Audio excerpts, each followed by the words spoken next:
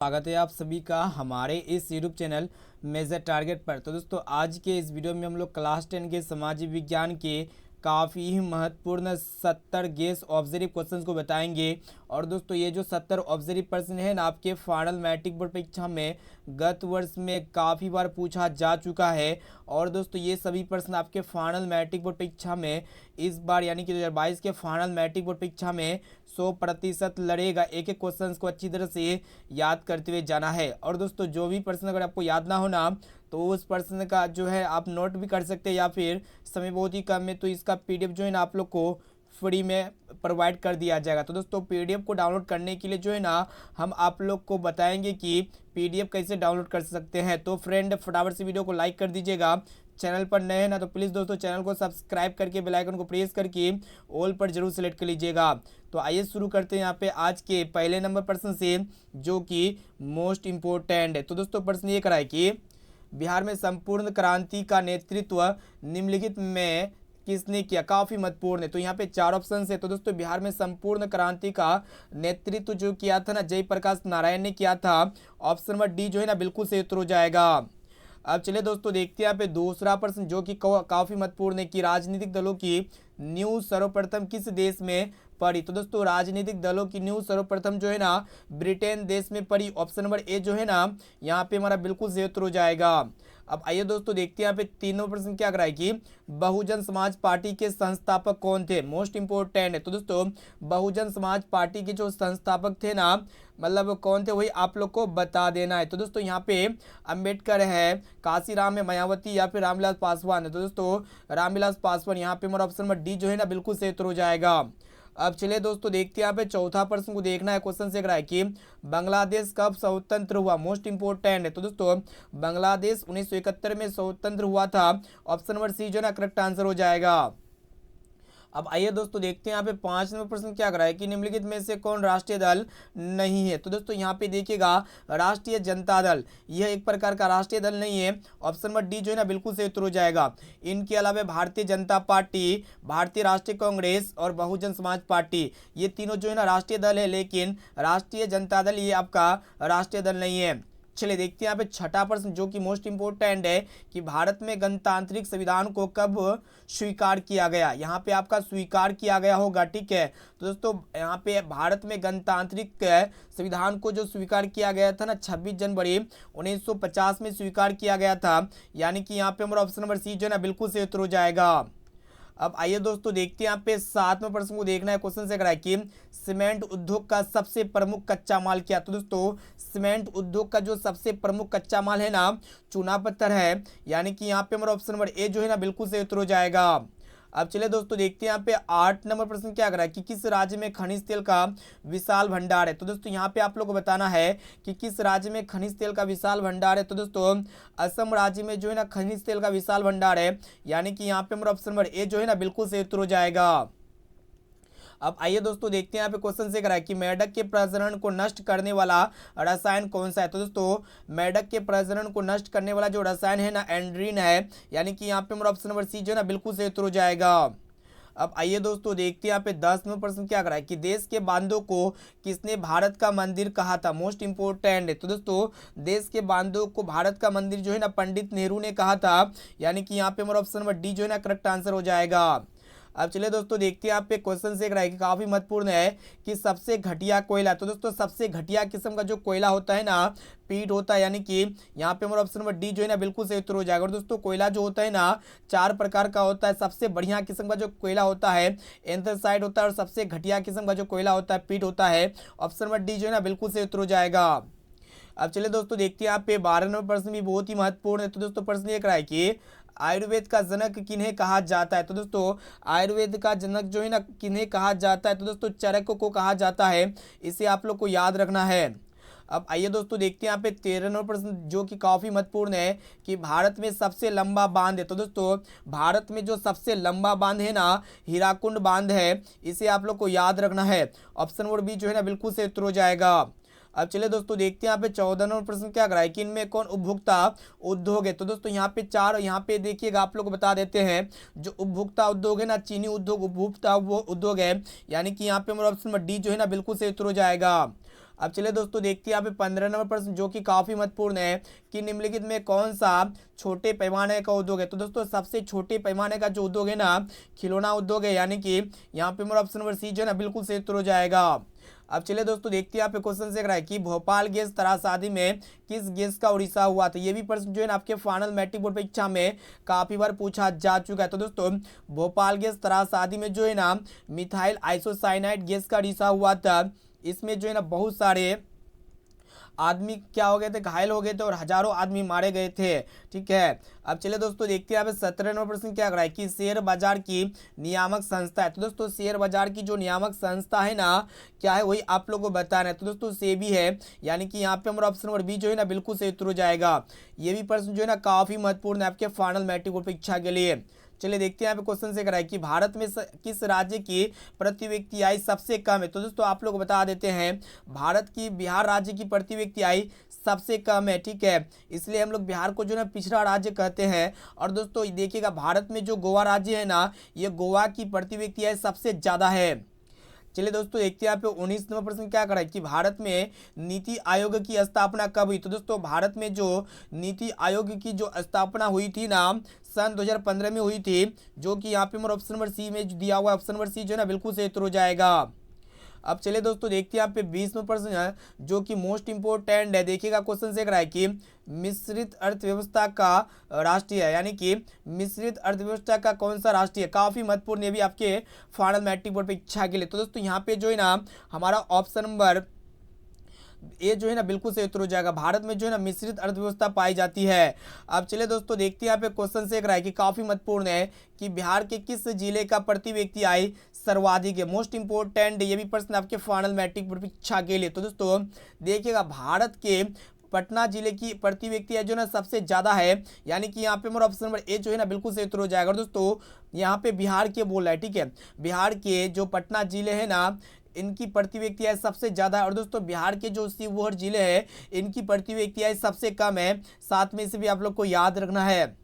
अब देखते हैं यहाँ पे 22वां प्रश्न जो कि मोस्ट इंपोर्टेंट है दोस्तों। ये भी प्रश्न है क्या करा है कि भारत में किस राज्य का प्रति व्यक्ति आय सर्वाधिक है। यहाँ पे आप लोग को बताना है कि भारत का कौन सा राज्य का प्रति व्यक्ति आय सबसे ज़्यादा है। तो दोस्तों यहाँ पे देखिएगा गोवा राज्य जो है ना, ये गोवा राज्य की प्रति व्यक्ति आय सबसे ज़्यादा है। Option number D correct answer हो जाएगा। अब चलिए दोस्तों देखते हैं यहाँ पे 23वां प्रश्न जो कि काफी महत्वपूर्ण ये भी प्रश्न है कि भारत में वित्तीय वर्ष कहा जाता है। तो दोस्तों भारत में वित्तीय वर्ष जो है ना 1 अप्रैल से 31 मार्च को कहा जाता है, जो कि यहाँ पे हमारा ऑप्शन नंबर सी जो है ना बिल्कुल सही उत्तर हो जाएगा। अब आइए दोस्तों देखते हैं यहाँ पे 24वां प्रश्न क्या कर रहा है कि भारत में राष्ट्रीय आय की गणना कौन करता है। तो दोस्तों भारत में राष्ट्रीय आय की जो गणना करता है ना कौन करता है, CSO करता है। ठीक है, सेंट्रल स्टैटिक ऑर्गेनाइजेशन, यानी कि यहाँ पे हमारा ऑप्शन नंबर ए जो है ना बिल्कुल सही उत्तर हो जाएगा। अब चलिए दोस्तों देखते हैं यहाँ पे 25वां प्रश्न क्या करा है कि गैर संस्थागत वित्त प्रदान करने वाला सबसे लोकप्रिय साधन है। तो दोस्तों गैर संस्थागत वित्त प्रदान करने वाला जो सबसे लोकप्रिय साधन है ना महाजन है, यानी कि यहाँ पे हमारा ऑप्शन नंबर बी जो है ना बिल्कुल सही उत्तर हो जाएगा। अब चलिए दोस्तों देखते हैं यहाँ पे 26वां प्रश्न जो कि काफी महत्वपूर्ण है। क्वेश्चन से कराएगी इनमें से कौन संस्थागत वित्त साधन है। तो दोस्तों यहाँ पे देखिएगा आप लोग को बता देते हैं, जो ये व्यवसायिक बैंक है ना ये संस्थागत वित्त साधन है। ऑप्शन नंबर सी जो है ना बिल्कुल सही उत्तर हो जाएगा। चलिए देखते हैं यहाँ पे 27वां प्रश्न क्या कर रहा है कि भारत के केंद्रीय बैंक कौन है। तो दोस्तों भारत का जो केंद्रीय बैंक यानी कि सेंट्रल बैंक है ना कौन है, रिजर्व बैंक ऑफ इंडिया है, जिसको हम लोग RBI कहते हैं, रिजर्व बैंक ऑफ इंडिया। यहाँ पे हमारा ऑप्शन नंबर ए जो है ना बिल्कुल सही उत्तर हो जाएगा। अब चलिए दोस्तों देखते हैं यहाँ पे 28वां प्रश्न जो कि मोस्ट इंपोर्टेंट है। तो प्रश्न ये करा है कि बांग्लादेश के नोबेल पुरस्कार से सम्मानित व्यक्ति है। तो दोस्तों बांग्लादेश के नोबेल पुरस्कार से जो सम्मानित व्यक्ति है ना प्रोफेसर मोहम्मद यूनुस है, यानी कि यहाँ पे हमारा ऑप्शन नंबर बी जो है ना बिल्कुल सही उत्तर हो जाएगा। अब देखते हैं यहाँ पे 29वां प्रश्न जो कि मोस्ट इंपोर्टेंट है। देखिएगा क्वेश्चन से है कि बिहार में पंचायती राज व्यवस्था का कार्यकाल है। तो दोस्तों बिहार में पंचायती राज व्यवस्था का जो कार्यकाल होता है ना 5 वर्ष का होता है, जो कि यहाँ पे हमारा ऑप्शन नंबर बी जो है ना बिल्कुल सही उत्तर हो जाएगा। चलिए दोस्तों देखते हैं यहाँ पे 23वां प्रश्न क्या कर रहा है कि पटना नगर निगम के प्रधान को क्या कहा जाता है। मोस्ट इंपोर्टेंट है। तो यहाँ पे आप लोग को बताना है कि पटना नगर निगम के प्रधान को क्या कहा जाता है। ऑप्शन ए में आपका जो महापौर या फिर नगर प्रधान या फिर नगर सचिव या फिर इनमें से कोई नहीं। तो दोस्तों पटना नगर निगम के प्रधान को जो है ना महापौर कहा जाता है, यानी कि यहाँ पे हमारा ऑप्शन नंबर ए जो है ना बिल्कुल सही उत्तर हो जाएगा। तो दोस्तों यहाँ पे आज के इस वीडियो में हम लोग क्लास 10 के सामाजिक विज्ञान के काफ़ी महत्वपूर्ण most important 70 objective type questions को सेलेक्ट किए हैं, और ये सभी प्रश्न को अच्छी तरह से याद कर लेते हैं ना, तो आपके फाइनल मैट्रिक बोर्ड परीक्षा से इस वीडियो से बहुत सारे प्रश्न 110% आएगा लड़ेगा, क्योंकि ये सभी प्रश्न जो है ना आपके फाइनल मैट्रिक बोर्ड परीक्षा में एक एक प्रश्न 10 बार से भी ज़्यादा बार पूछा जा चुका है। इसलिए जो है ना एक एक क्वेश्चंस को कंसंट्रेट होकर ध्यानपूर्वक अच्छी तरह से याद करते हुए जाना है। और दोस्तों इनका PDF प्राप्त करना चाहते हैं ना, तो वीडियो को शुरू से लेकर आखिरी तक देखिए। आप लोग को लास्ट में बताएंगे कि क्लास 10 के जितने भी लेटेस्ट क्लास होते हैं ना, ठीक है, जितने भी लेटेस्ट क्लास होते हैं सभी जो है ना सभी क्लास का PDF जो है ना आपको हमारे वेबसाइट में मिल जाएगा। और दोस्तों जो भी स्टूडेंट अभी तक हमारे व्हाट्सएप ग्रुप में ज्वाइन नहीं हुए हैं, तो आप हमारे व्हाट्सएप ग्रुप में ज्वाइन हो सकते हैं। तो ये मेरा नंबर रहा 6206076569, ठीक है। तो इसमें जो है ना आप लोग हाई कीजिए या फिर बोलिए कि सर हमें जो है ना व्हाट्सएप ग्रुप में ज्वाइन कर दीजिए, ठीक है। तो हम जो है ना आपको व्हाट्सएप ग्रुप में जोड़ देंगे। अब चलिए दोस्तों देखते हैं यहाँ पे 31वां प्रश्न क्या कर रहा है कि कार्ल मार्क्स का, यहाँ पे आप लोग बता रहे हैं कि कार्ल मार्क्स का जन्म कहाँ हुआ था। ये प्रश्न जो है ना आपके फाइनल मैट्रिक बोर्ड परीक्षा के लिए काफ़ी महत्वपूर्ण है। तो दोस्तों कार्ल मार्क्स का जो जन्म हुआ था ना जर्मनी में हुआ था, यानी कि यहाँ पे हमारा ऑप्शन नंबर बी जो है ना बिल्कुल सही उत्तर हो जाएगा। एक प्रश्न ये पूछे आते हैं कि दास कैपिटल की रचना किसने की थी। तो दोस्तों दास कैपिटल की रचना जो है ना ये कार्ल मार्क्स ही ने की थी, इसे आप लोग को याद रखना है। चलिए देखते हैं यहाँ पे क्वेश्चन से क्या कर रहा है कि साम्यवादी शासन का पहला प्रयोग कहाँ हुआ था। तो दोस्तों साम्यवादी शासन का जो पहला प्रयोग हुआ था ना रूस में हुआ था, इसे आप लोग को याद रखना है। और दोस्तों साम्यवादी घोषणा पत्र मतलब साम्यवादी घोषणा का लेखक थे, तो दोस्तों ये कार्ल मार्क्स ही थे, ठीक है, इसे आप लोग को याद रखना है। चलिए देखते हैं यहाँ पे क्वेश्चन से रहा है कि देखिएगा मोस्ट इंपोर्टेंट है कि वार एंड पीस किसकी रचना है। तो दोस्तों वार एंड जो पीस रचना है ना टोल्स्टॉय की है, यानी कि यहाँ पे ऑप्शन और बी जो है ना बिल्कुल सही उत्तर हो जाएगा। लियो टोल्स्टॉय की रचना जो है ना मतलब वार एंड पीस है, ठीक है। वार एंड पीस किसकी रचना है, लियो टोल्स्टॉय की। यहाँ पे हमारा ऑप्शन और बी जो है ना बिल्कुल सही उत्तर हो जाएगा। अब आइए दोस्तों देखते हैं यहाँ पे 34वां प्रश्न जो कि काफ़ी महत्वपूर्ण है कि बोल्शेविक क्रांति कब हुई। तो दोस्तों बोल्शेविक क्रांति जो हुई थी ना नवंबर के महीने 1917 में हुई थी, यानी कि यहाँ पे हमारा ऑप्शन और बी जो है ना बिल्कुल सही उत्तर हो जाएगा। अब आइए दोस्तों देखते हैं यहाँ पे 35वां प्रश्न क्या करा है कि अंकोर वाट का मंदिर कहाँ स्थित है। तो दोस्तों अंकोर वाट का मंदिर जो है ना कंबोडिया में स्थित है, जो कि यहाँ पे हमारा ऑप्शन नंबर डी जो है ना बिल्कुल सही उत्तर हो जाएगा। और दोस्तों देखिएगा अंकोर वाट के मंदिर का निर्माण किसने किया था। तो दोस्तों अंकोर वाट के मंदिर का निर्माण जो किया था ना सूर्यवर्मन द्वितीय ने किया था। साथ में इसे भी आप लोग को याद रखना है, काफ़ी महत्वपूर्ण प्रश्न है। चलिए देखते हैं यहाँ पे क्वेश्चन 36वां प्रश्न है जो कि मोस्ट इंपोर्टेंट है कि हिंद चीन पहुंचने वाले प्रथम व्यापारी कौन थे। तो दोस्तों हिंद चीन पहुंचने वाले जो प्रथम व्यापारी थे ना कौन थे, वही आप लोगों को बताना। तो दोस्तों पुर्तगाली थे, यानी कि यहाँ पे हमारा ऑप्शन नंबर सी जो है ना बिल्कुल सही उत्तर हो जाएगा। और दोस्तों एक प्रश्न ये पूछाते हैं कि हिंद चीन में बसने वाले फ्रांसीसी को क्या कहा जाता है। तो दोस्तों कोलोन कहा जाता है। साथ में इसे भी आप लोग को याद रखना है। अब चलिए दोस्तों देखते हैं यहाँ पे नेक्स्ट क्वेश्चन देखिएगा जो कि मोस्ट इंपोर्टेंट है कि कोयला किस प्रकार का संसाधन है। तो दोस्तों देखिएगा यहाँ पे देखिएगा कोयला जो है ना आने वाले समय में समाप्त हो जाएगा, ठीक है, यानी कि कोयला का भंडारण क्या है, फिक्स्ड है। इसीलिए मतलब जिसका भंडारण फिक्स्ड होता है जो आने वाले समय में समाप्त हो जाएगा उसको जो है ना हम लोग अनवीकरणीय संसाधन कहेंगे, यानी कि यहाँ पे हमारा ऑप्शन नंबर ए जो है ना बिल्कुल सही उत्तर हो जाएगा, अनवीकरणीय संसाधन। अब चलिए दोस्तों देखते हैं यहाँ पे 38वां प्रश्न जो कि काफी महत्वपूर्ण है। देखिएगा क्वेश्चन से रहा है कि मोस्ट इंपोर्टेंट है कि सौर ऊर्जा निम्नलिखित में कौन सा संसाधन है। तो दोस्तों देखिएगा सौर ऊर्जा जिसको हम लोग सोलर एनर्जी कहेंगे, ये जो है ना पूर्ण पूर्ति योग्य संसाधन है, यानी कि यहाँ पे हमारा ऑप्शन और बी जो है ना बिल्कुल सही उत्तर हो जाएगा। अब चलिए दोस्तों देखते हैं यहाँ पे 39वां प्रश्न जो कि मोस्ट इंपोर्टेंट है कि काली मृदा का दूसरा नाम क्या है। तो दोस्तों काली मृदा का दूसरा नाम जो है ना रेगुर मृदा है, यानी कि यहाँ पे हमारा ऑप्शन नंबर बी जो है ना बिल्कुल सही उत्तर हो जाएगा। और दोस्तों यही काली मृदा में जो है ना कपास की खेती सर्वाधिक होती है। कौन सी मिट्टी में कपास की खेती सबसे ज़्यादा होती है। तो दोस्तों काली मिट्टी में जो है ना कपास की खेती सबसे ज़्यादा होती है। अब आइए दोस्तों देखते हैं यहाँ पे 40वां प्रश्न जो कि मोस्ट इंपोर्टेंट है। तो दोस्तों प्रश्न ये करा है कि देखिएगा कि मरुस्थलीय मृदा का विस्तार निम्न में से कहाँ है। तो दोस्तों मरुस्थलीय मृदा का विस्तार जो है ना सबसे ज़्यादा राजस्थान राज्य में है, यानी कि यहाँ पे हमारा ऑप्शन नंबर बी जो है ना बिल्कुल सही उत्तर हो जाएगा। अब चलिए दोस्तों देखते हैं यहाँ पे 41वां प्रश्न क्या करा है कि निम्नलिखित में खरीफ फसल कौन है। तो दोस्तों देखिएगा यहाँ पे गेहूं या फिर सरसों या फिर चावल या फिर मटर। तो दोस्तों ये चावल जो है ना ये खरीफ फसल है, यानी कि यहाँ पे हमारा ऑप्शन नंबर सी जो है ना बिल्कुल सही उत्तर हो जाएगा। और दोस्तों एक प्रश्न ये पूछाते हैं कि निम्न में रबी फसल कौन है। तो दोस्तों यहाँ पे जो रबी फसल है ना गेहूं है, इसे आप लोग को याद रखना है। अब चलिए दोस्तों देखते हैं यहाँ पे 42वां प्रश्न जो कि काफी महत्वपूर्ण है। तो दोस्तों प्रश्न ये करा है कि चावल किस प्रकार की जलवायु का पौधा है। तो दोस्तों ये चावल जो है ना ये किस प्रकार की जलवायु का पौधा है। तो दोस्तों ये उष्ण शुष्क है जलवायु का पौधा, यानी कि यहाँ पे हमारा ऑप्शन नंबर डी जो है ना बिल्कुल सही उत्तर हो जाएगा। अब आइए दोस्तों देखते हैं यहाँ पे क्वेश्चन से करा है कि चावल है। तो दोस्तों चावल जो है खरीफ फसल है, option number A correct answer हो जाएगा। चलिए देखते हैं यहाँ पे क्वेश्चन देख रहा है कि काली मिट्टी उपयुक्त है। तो दोस्तों ये काली मिट्टी जो है ना कपास के लिए उपयुक्त होती है, जो कि यहाँ पे हमारा ऑप्शन नंबर ए जो है ना करेक्ट आंसर हो जाएगा। ये भी प्रश्न जो है ना बहुत ही महत्वपूर्ण है। चलिए दोस्तों देखते हैं यहाँ पे 45वां प्रश्न क्या करा है कि दाल किस पौष्टिक अंश का स्रोत है। तो दोस्तों दाल में जो है ना क्या पाया जाता है, प्रोटीन पाया जाता है, यानी कि यहाँ पे हमारा ऑप्शन नंबर बी जो है ना बिल्कुल सही उत्तर हो जाएगा। चलिए देखते हैं यहाँ पे 46वां प्रश्न क्या करा है कि निम्नलिखित में से कौन रबी फसल है। तो दोस्तों यहाँ पे जो रबी फसल होगा ना गेहूं हो जाएगा, यानी कि यहाँ पे हमारा ऑप्शन नंबर सी जो है ना बिल्कुल सही उत्तर हो जाएगा। काफी महत्वपूर्ण ये भी प्रश्न आपके फाइनल मैट्रिक बोर्ड परीक्षा के लिए। चलिए देखते हैं यहाँ पे क्वेश्चन से करा है कि ये भी प्रश्न जो है ना MBBI है, ठीक है, काफी महत्वपूर्ण है। तो यहाँ पे क्वेश्चन से करा है कि भारत में औरतों के लिए आरक्षण की व्यवस्था किस संस्था में है। तो दोस्तों भारत में औरतों के लिए आरक्षण की जो व्यवस्था है ना पंचायती राज व्यवस्था में है, यानी कि यहाँ पे हमारा ऑप्शन नंबर डी जो है ना बिल्कुल सही उत्तर हो जाएगा। चलिए देखते हैं यहाँ पे क्वेश्चन से रहा है कि निम्नलिखित व्यक्तियों में कौन लोकतंत्र के रंगभेद के विरुद्ध नहीं थे। मोस्ट इंपोर्टेंट है ये भी प्रश्न आपके फाइनल मैट्रिक बोर्ड परीक्षा के लिए।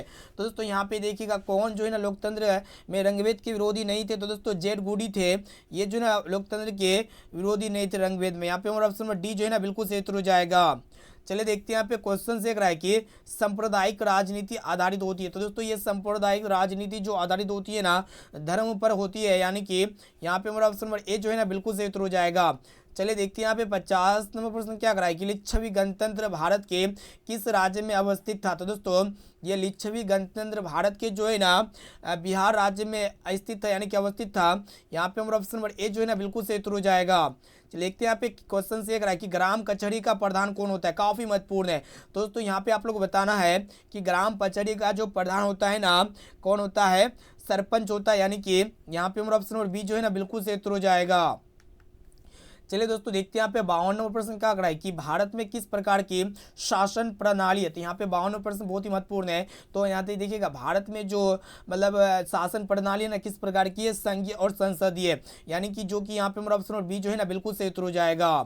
अब चलिए दोस्तों देखते हैं यहाँ पे 53 नंबर प्रश्न क्या करा है कि बिहार में पंचायती राज व्यवस्था का कार्यकाल है। तो दोस्तों मोस्ट इंपोर्टेंट है। तो दोस्तों बिहार में जो पंचायती राज व्यवस्था का जो कार्यकाल होता है ना 5 वर्ष का होता है, यानी कि यहाँ पे हमारा ऑप्शन नंबर बी जो है ना बिल्कुल सही उत्तर हो जाएगा।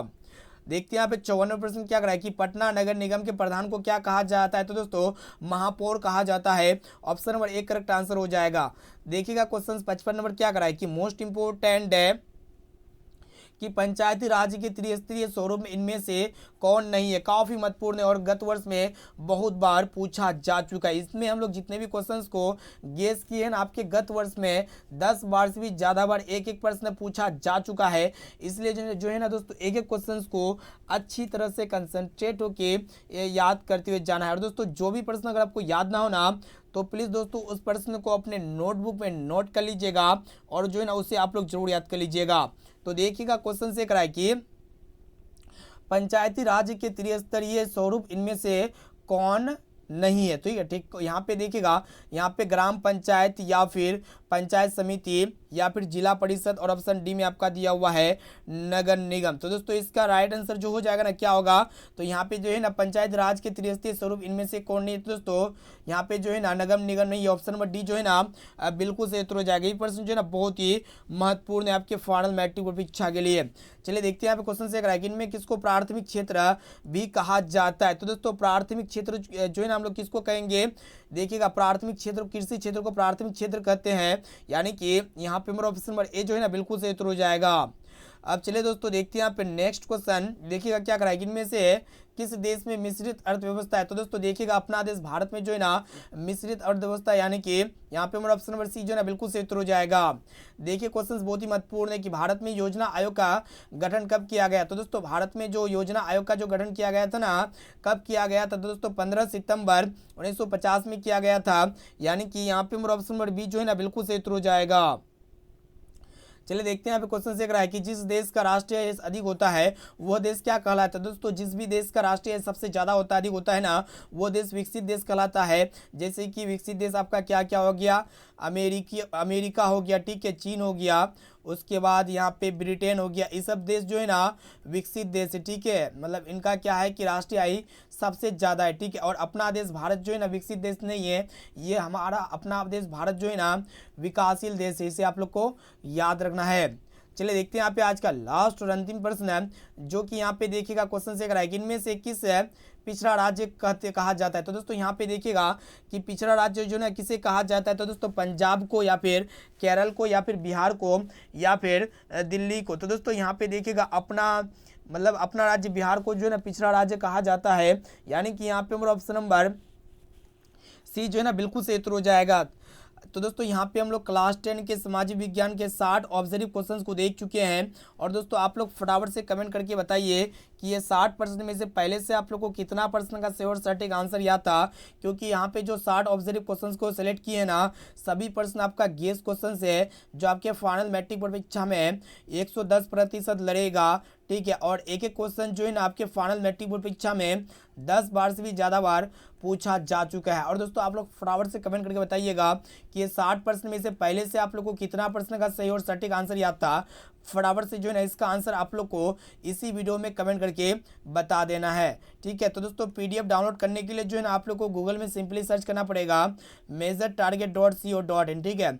जैसे ही measuretarget.co.in सर्च करते हैं ना, तो हम जितने भी लेटेस्ट पीडीएफ देंगे तो वहाँ से आप जो है ना पीडीएफ को फ्री ऑफ कॉस्ट डाउनलोड कर सकते हैं, ठीक है। तो दोस्तों फिर मिलते हैं जल्द ही अगले वीडियो पे।